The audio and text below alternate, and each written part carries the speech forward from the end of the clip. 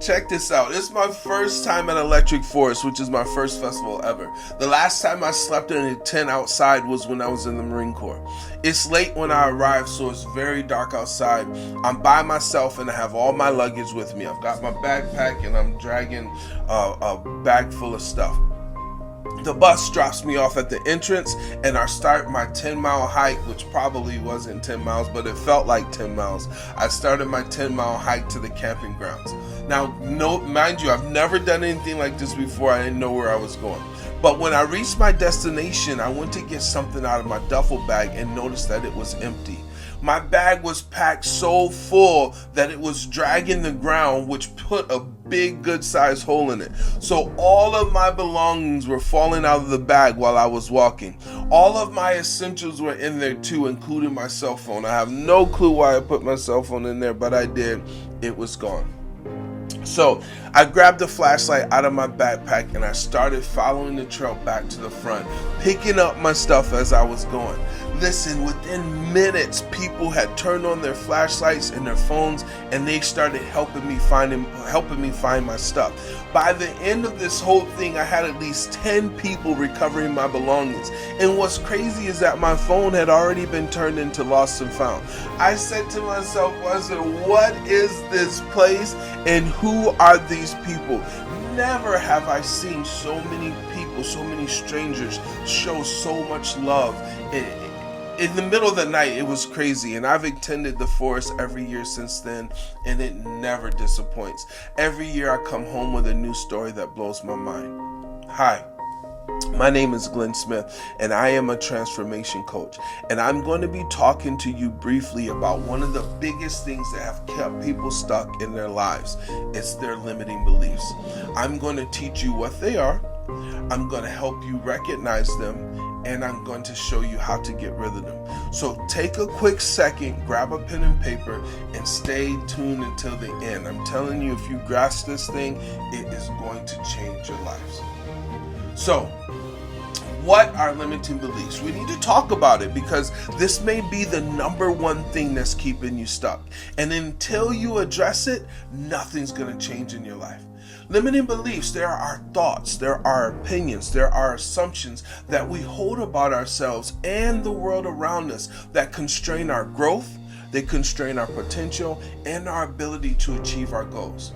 They act as mental barriers, preventing us from pursuing opportunities or taking actions that could lead to personal or professional growth. Let me ask you a question.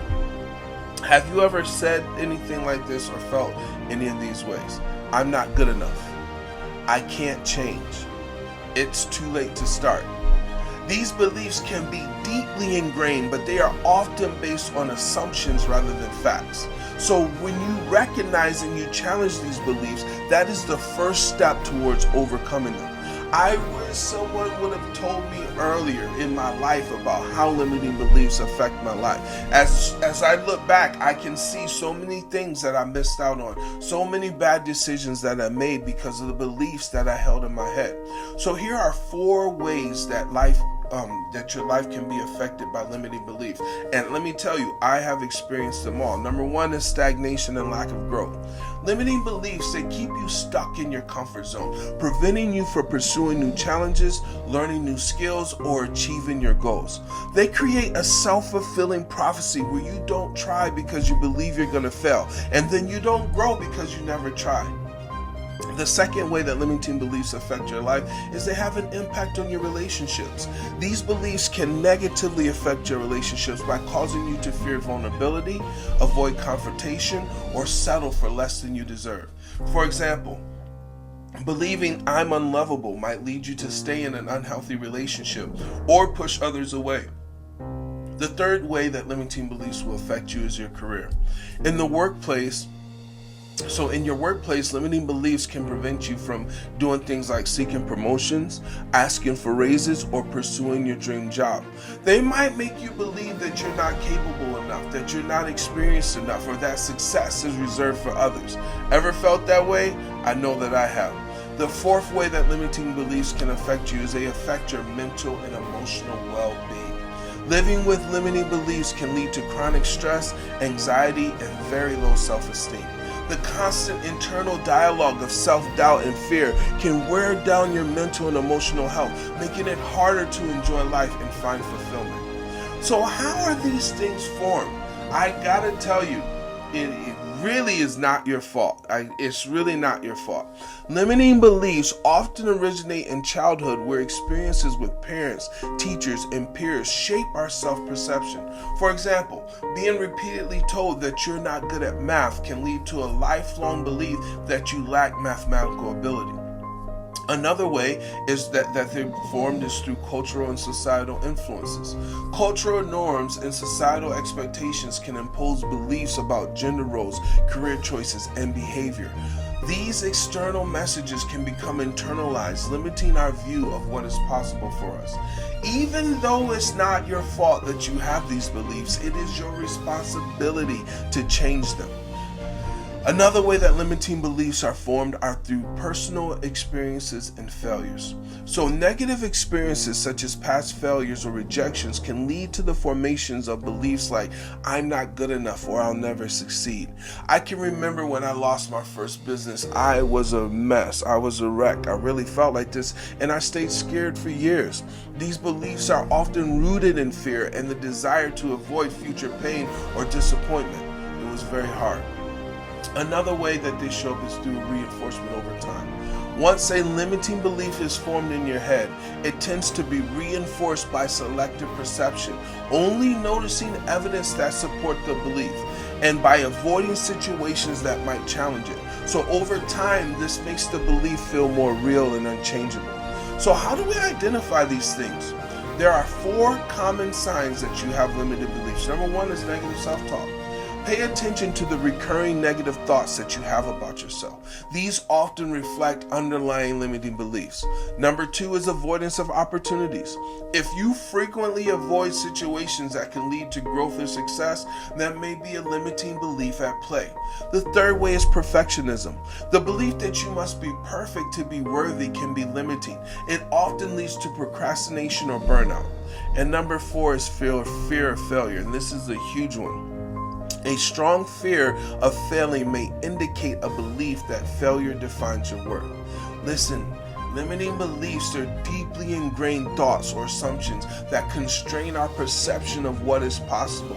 So when you identify them and you address them, you unlock new possibilities in your life and you can foster personal growth. Now, how do we get rid of these things? Here are the exact steps that you need to take to overcome your limiting beliefs. There's 5 of them. You need to write them down. Number 1 is you have to identify your beliefs. That's the first step. You've got to identify which beliefs are yours and reflect on the areas of your life where you feel stuck or unfulfilled, and ask yourself, what beliefs might be holding you back? Now, when you reflect, write it down. This will allow you to see what you're thinking. It's vitally important. When you're checking out those limiting beliefs, write them down, put them on paper. Now, you've identified it. The second thing you want to do is you want to challenge it. Once identified, challenge the validity of the belief. Are they based on facts or are they assumptions? Look for evidence that contradicts the belief and consider alternative perspective. Now you've identified it, I want you to replace them. Replace them with more empowering beliefs. For example, I'm not good enough can be transformed into I have the ability to learn and grow. Practice affirmations and positive self-talk to reinforce these new beliefs. Number 4 is you change your focus, and this is huge. Learn how to shift your focus in a positive and intentional way to overcome your limiting beliefs. It also helps you improve productivity and achieve personal and professional goals. Number 1, you have to understand the power of focus. This is huge. Focus is like a spotlight. Wherever you direct your attention, that's what you magnify and make real in your life. So by consciously changing your focus, you can alter your reality, alter your mindset, and get better outcomes. Here's a key concept that I want you to remember. Whatever you focus on expands. So if you focus on the negative, you magnify it. But when you shift your attention to the positive solutions and opportunities, you'll begin to see new possibilities and growth. Now, Recognize when you're focusing on the wrong things. This is huge. Before you can change your focus, it's important to notice when it's directed in ways that don't serve you. And you need to address that negative self-talk. Stop constantly thinking about your failures or limitations. Stop worrying about the things that you can't control. Don't focus on external circumstances or other people's actions or your past mistakes. Stop replaying past events instead of thinking about future possibilities. And you need to keep your emotions in check. Be aware of how you feel at all times. Whenever you find yourself experiencing a negative emotion, it's a sign that you need to change your focus. Now, here's an action step. Take note of the moments during your day when your focus shifts from negativity or self-doubt. Write these moments down, and it will help you see patterns and identify areas that you need to improve. And then you have to shift your focus from negative to positive. So changing your focus, it requires practice and intention. You have to be intentional about it. Here are strategies to shift from negative to positive. Number one is gratitude. When you feel yourself focusing on negative outcomes or worries, counteract it by listing 3 things that you're grateful for in the moment. Gratitude is one of the quickest ways to reframe your mind. So now we're talking about reframing limiting beliefs. If you catch yourself thinking, I'm not good enough, or this won't work, challenge that thought. Reframe it into a positive affirmation such as, I have the skills to succeed, or I'm learning and growing with every step I take. Now, this is a huge part of the process.